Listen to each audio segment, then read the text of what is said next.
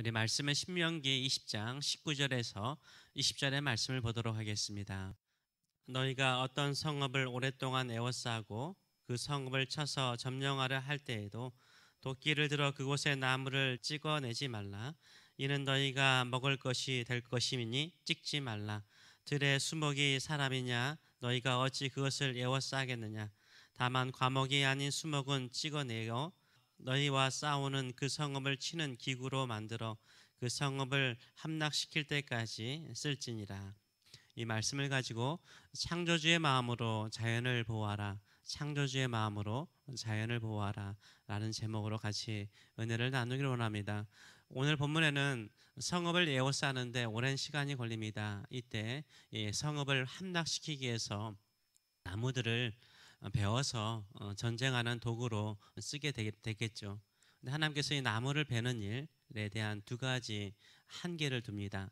첫째는 성읍을 함락할 때까지만 그 나무 수목을 자르도록 하십니다. 그러나 과실수, 열매를 맺는 과실수, 동물이나 인간에게 먹을 것을 주는 과실수는 찍어내지 못하게 합니다. 이 나무는 자연을 대표하는 거죠. 지금 벌목으로 인하여서 자연재해가 심각한 것을 우리가 언론을 통해서 봅니다. 나무를 베고 산을 민둥산으로 만든 후에 홍수로 인해서 큰 수해를 당하는 소식을 우리가 듣곤 합니다.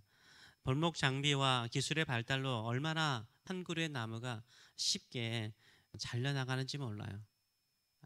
100년 이상 자란 나무도 그냥 1시간이면 그냥 토막토막 잘려서 나갑니다. 옛날 사람들이 1년에 걸릴 벌목을요, 사람들은 중장비를 통해서 하루 만에 벌목해 버립니다. 모세 시대에는 지금보다 훨씬 많은 나무가 있었을 것입니다. 그런데도 불구하고 벌목을 함부로 하지 못하게 하나님께서 제한하고 있습니다. 이 당시 전쟁을 하면서 성을 공격할 때는 나무를 사다리로 만들거나 무기를 운반하는 수레를 만들거나 도구로 만들거나 또 성을 불태우기 위해서 나무를 쓰곤 하였습니다. 하나님은 나무는 쓰되 필요한 만큼만 벌목해서 쓰도록 명령하십니다. 필요 이상으로 나무를 벌목하지 못하게 하나님께서 제한하십니다. 전쟁을 하면 필요 이상으로 파괴하고 불태우는 경우가 많습니다. 전쟁이 치열하면 치열할수록요, 그 성과 그 주변을 완전히 초토화시켜 버리는 경향이 많습니다. 전쟁의 역사를 보게 되면 풀 한 폭이 안 나도록 철저하게 초토화시켰다라는 역사적인 기록들이 많습니다. 땅을 그렇게 초토화시켰다면 그 다음 세대가 어떻게 살 수 있겠습니까? 살아남은 사람이 어떻게 살 수 있겠습니까? 못 살게 만들려고 완전히 땅을 황폐화시켜 버렸습니다. 하나님은 자연을 창조하셨습니다. 창조하신 자연 세계를 보시고 기뻐하셨습니다. 그리고 자연 만물을 축복하셨습니다. 하나님께서 창조하신 자연 만물이 인간의 탐욕으로 고통받는 것을 하나님께서 원하지 않습니다. 우리에게는 이 자연 만물을 관리하는 청지기로 이 땅에 우리를 놓으신 것입니다. 어린 시절 내 자전거를 잠시 친구에게 빌려준 적이 있었습니다. 그 친구가 내 자전거를 자주 넘어뜨리는 것이었습니다. 비록 새 자전거는 아니었습니다. 그러나 얼마나 신경이 쓰이는지, 내 자전거가 땅바닥에 넘어지는 것을 참아 볼 수가 없었습니다. 결국 보다 달라고 그랬습니다. 그랬더니 그 친구는 다른 친구의 자전거를 또 빌려 탔습니다. 그 친구의 자전거는 완전히 새 것과 같았습니다. 여전히 그 친구는 다른 친구의 자전거를 자주 넘어뜨렸습니다. 그런데 저는 내 자전거만큼 친구 자전거가 넘어지는 것을 보고 마음 아파하지 않았습니다. 신경 쓰이지 않더라고요. 뭐 자전거 타는 것을 배우려면 저럴 수 있지, 넘어질 수 있지, 이런 생각이 들었습니다. 그런데 내 오래된 자전거를 넘어뜨릴 때마다 나는 얼마나 신경이 쓰였는지 몰라요. 마음조차 아팠습니다. 이 세상의 모든 자연과 동식물을 하나님께서 창조하셨습니다. 우리의 것이 아니라 하나님의 것입니다. 하나님께서 잠시 우리에게 맡기신 것입니다. 그런데 우리가 하나님께서 창조하신 자연을 함부로 학대하고 낭비하고 고통을 준다면 창조주 되신 하나님의 마음이 어떠하시겠습니까? 필요 이상으로 우리가 자연 만물들을 남용해서는 안 되는 것입니다. 하나님께서 우리를 위해서 창조하신 이 자연이 우리를 괴롭히는 재앙이 될 수 있기 때문인 것입니다. 또한 다음 세대를 위해서라도 그렇게 쓰시면 안 돼요. 우리 세대에 마음껏 쓰면 됐지. 이런 생각을 가지면 우리가 자연을 함부로 대할 수 있습니다. 우리 다음 세대에는 좋은 자연 자원과 아름다운 자연 환경이 사라진다면 그들에게는 재앙을 유산으로 물려주는 것 같습니다.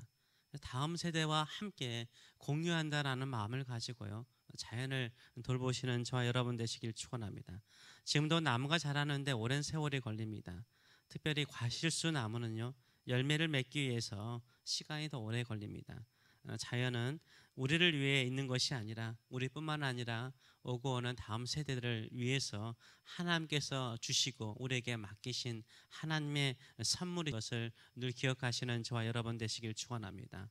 우리가요, 창조주 하나님 아버지의 마음을 가지고 자연을 바라보셔야 돼요. 하나님 아버지의 마음을 가지고요, 자연 만물을 바라보시고 자연 만물을 돌보는 청지기의 마음을 가지고 살아가시길 축원합니다. 하나님께서 아담에게 주신 첫 임무는 무엇이었습니까? 자연 만물을 돌보는 것이었어요. 자연 만물을 돌보는 것이었어요. 우리도 마찬가지죠. 이 땅에 살아가면서 예수 그리스도의 복음을 땅끝까지 증거하는 사명을 받았을 뿐만 아니라 이 땅에서 경제생활, 또 문화생활, 또 여러 가지 일반적인 생활을 하더라도 자연 만물에게 필요 이상으로 큰 피해를 주는 일 없이 잘 돌보시는 저와 여러분 되시길 축원합니다. 창조주 아버지의 마음으로 자연을 생각하시는 저와 여러분 되시길 축원합니다. 그래서 저는 권하고 싶어요. 땅이라도 조금 있으면요, 텃밭을 만들어서 식물을 키우세요. 정말로 식물을 키우세요.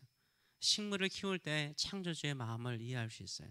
작은 생명 하나하나 키우면서 거기서 주는 즐거움도 있고 행복도 있고요, 생명의 소중함을 알게 됩니다. 혹시 텃밭이 없다면 화분에 꽃이라든지 식물을 좀 키우세요. 물을 주는 즐거움, 자라는 것을 보는 즐거움, 이것이 하나님의 마음을 우리가 이해할 수 있고요, 우리를 향한 하나님의 마음을 이해할 수 있고요, 또 주변의 자연을 바라보는 새로운 시각을 주게 되는 줄 믿습니다. 탈무드에 나오는 어느 유명한 이야기가 있지 않습니까? 수십 번 들었을 것입니다. 어느 젊은 여행자가요, 작은 시골을 지나가게 되었습니다. 근데 들판에 땀을 뻘뻘 흘리면서 일하시는 아주 나이가 많으신 노인을 보게 되었습니다. 노인은 들판에 뭔가를 심고 있었습니다. 무엇을 심고 있었습니까? 사과나무 묘목들을 계속해서 심고 있었습니다. 이 청년이 생각할 때 이 사과나무가 자라서 열매를 맺을 때쯤에는 할아버지가 살아계실 것 같지 않았어요. 그래서 할아버지에게 다가가서 말씀을 드렸죠. 할아버지, 할아버지, 이 사과 묘목을 심고 이거 자라서 열매를 맺을 때는 할아버지는 이 땅에 이곳에 계시지 않을 것 같은데 왜 이렇게 땀을 뻘뻘 흘리면서 사과 묘목을 심으세요? 라고 물으니까 이 할아버지가 뭐라고 그랬어요? 내가 심은 이 사과나무 묘목이 자라서 우리 손주들이 먹을 것이고 그 다음 세대들이 먹을 것이기 때문에 이 사과나무를 심는 거라고. 나도 이곳에 있으면서 여러 나무의 과일을 먹을 수 있었던 것은 우리 조상들이 나무를 심어 놓았기 때문에 그 열매를 먹었다라고 설명을 하는 거죠.